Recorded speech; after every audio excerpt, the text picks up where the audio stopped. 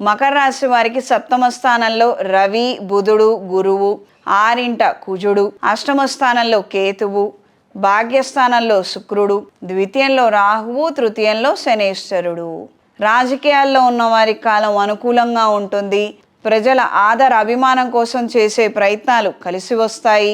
దూరపు బంధువుల నుండి మంచి శుభవార్తను వినగలుగుతారు. కొన్ని శుభ కార్యక్రమాలకు సంబంధించి ఆర్థికంగా కాస్తంత పక్కవారి నుంచి సహాయం తీసుకోవడము, లేదా స్నేహితుల్ని బంధువుల్ని అడగటము, ఈ విధమైన ఆలోచనలు ఏర్పడతాయి.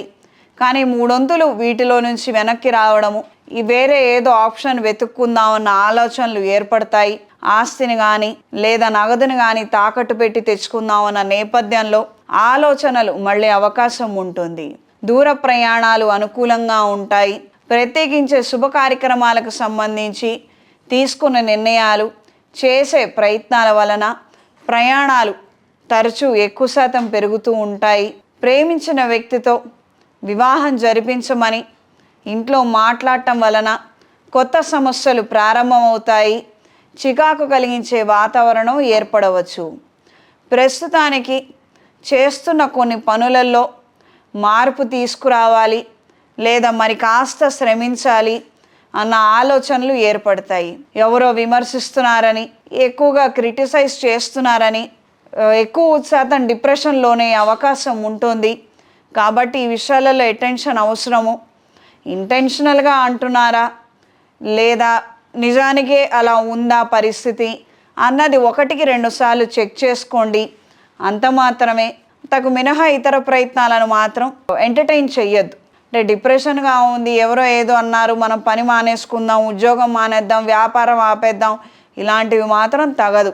కొంతకాలం ఒత్తిడి ఉంటుంది. ఒత్తిడిలో నిజమైన ఒత్తిడి ఏంటో తెలుసుకొని గుర్తించి ఆ దిశలో ప్రయత్నం చెయ్యండి. ఆ సమస్యల నుంచి ఎదగండి. అన్ని విధాలా బాగుంటుంది. ఈ వారం పరిహారం: ప్రతి గురు, శుక్ర, శనివారాలలో శ్రీ విష్ణు స్తోత్ర పారాయణ, లక్ష్మీదేవి స్తోత్రము క్రమం తప్పకుండా చదువుతూ లక్ష్మీ తామర ఒత్తులతో అష్టమూలిక తైలంతో దీపారాధన చెయ్యండి. ఆవు పాలతో అమ్మవారికి ఏదైనా ప్రసాదం వండి నివేదన సమర్పించడము, లేదా ఆవు పాలని కాచి చల్లార్చి కాస్తంత పంచదార వేసి అమ్మవారికి నివేదించడము, లేదా డ్రై ఫ్రూట్స్ని నివేదించి ప్రసాదంగా మీరు మీ ఇంట్లో వాళ్ళు స్వీకరించండి. దీని వలన మంచి ఫలితాలను పొందుతారు. కుబేర కంకణాన్ని చేతికి ధరించండి. ఈ రాశిలో జన్మించిన స్త్రీలకు గోసేవా కార్యక్రమాల పట్ల విశేషమైన ఆకర్షణ పెరుగుతుంది. తల్లిగారితో, తల్లితరపు బంధువులతో చికాకులు ఎదురయ్యే అవకాశం ఉంటుంది.